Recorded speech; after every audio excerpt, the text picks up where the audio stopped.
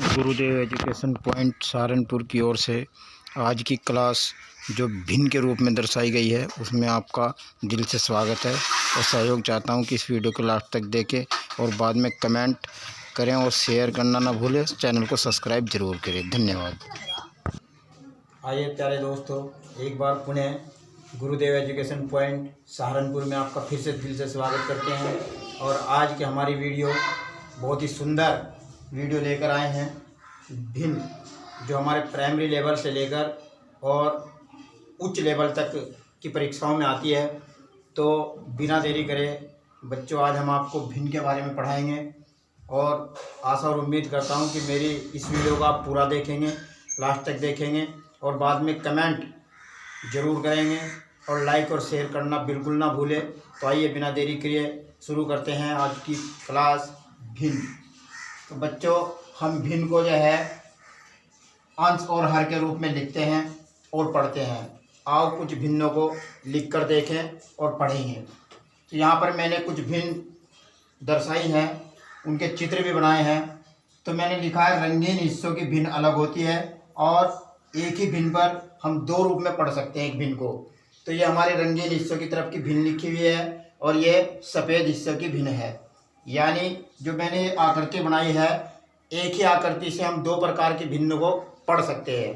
तो देखेंगे पहली आकृति में मैंने एक गोलाकार बनाया है और इस गोलाकार में मैंने दो हिस्से किए हैं। तो जब किसी चीज़ के दो हिस्से होते हैं तो उसको हम 1/2 यानी कि 1/2 एक अंश और उसका दूसरा हिस्सा हर कहलाता है। भिन्न को अंश बटे हर के रूप में हम लिखते हैं। तो ये पर भिन्न हो गई 1/2 और इसका सफ़ेद हिस्सा भी 1/2 ही होगा क्योंकि ये बराबर हिस्सों में बांटी गई है। अगला जो मैंने बनाया है चित्र, वो हमने रंगीन हिस्से में 1/3 लिख सकते हैं। यानी कि 3 हिस्से हमारे इसके हैं और 3 हिस्सों में से एक हिस्सा हमने रंगीन किया है, ये वाला। तो ये 1 ऊपर आ जाएगा, अंश हो जाएगा और बाकी के बचे हुए 2 हिस्से, ये तीनों के हिस्से गिनेंगे, इनको हम हर मानते हैं। तो ये 1/3 हो गई।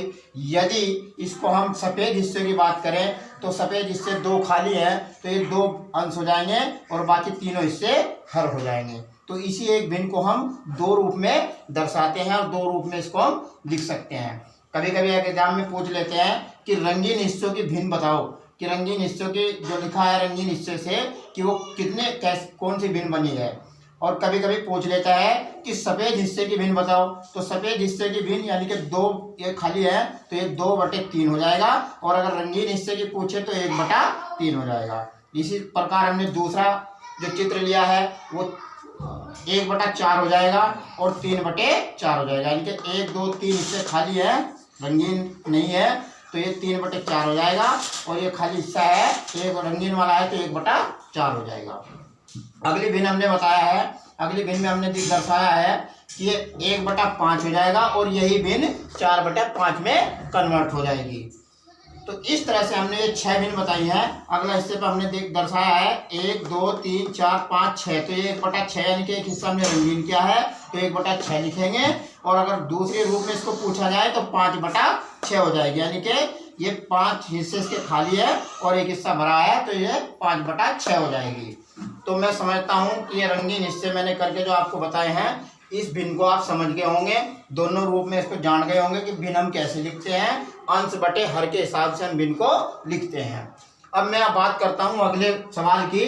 तो इसमें ये तो हमारी अलग अलग हो गई है भिन्न, इनके 2 रूप हैं, इस भिन्न के 2 रूप हैं। लेकिन अब हम समतुल्य भिन्न की बात करते हैं जिसे इक्विवेलेंट फ्रैक्शन भी बोला जाता है। अंग्रेजी में इक्विवेलेंट फ्रैक्शन बोलते हैं और समतुल्य भिन्न इसको हिंदी में बोलते हैं।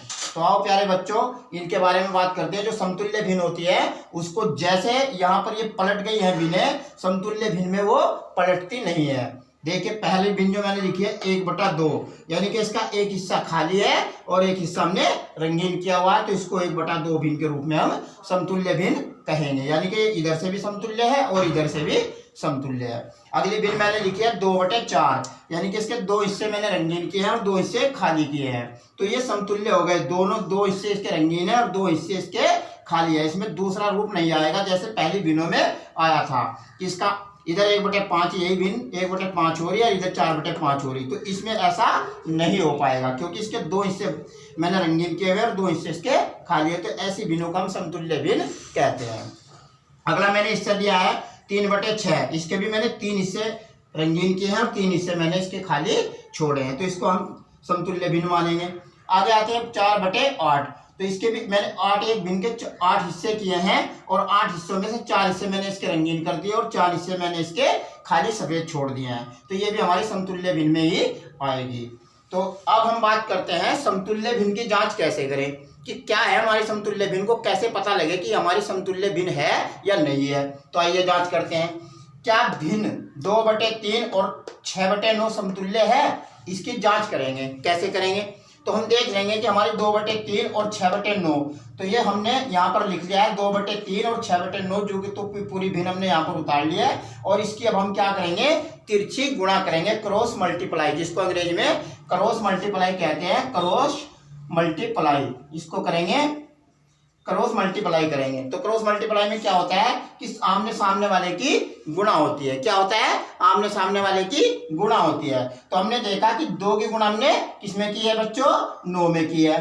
तो 2 का पहाड़ हम 9 बार पढ़ेंगे तो 18 हो जाएगा हमारा। क्या हो जाएगा, 18 हो जाएगा।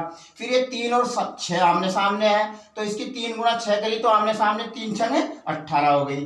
तो चूंकि यहाँ पर जो है चूंकि है, तो चूंकि दोनों पदों का मान समान है, यानी कि 3/6 भी 18 हो गया, 9 के सामने जो 2 है इसका भी 18 हो गया। तो दोनों पदों का मान क्या है, समान है।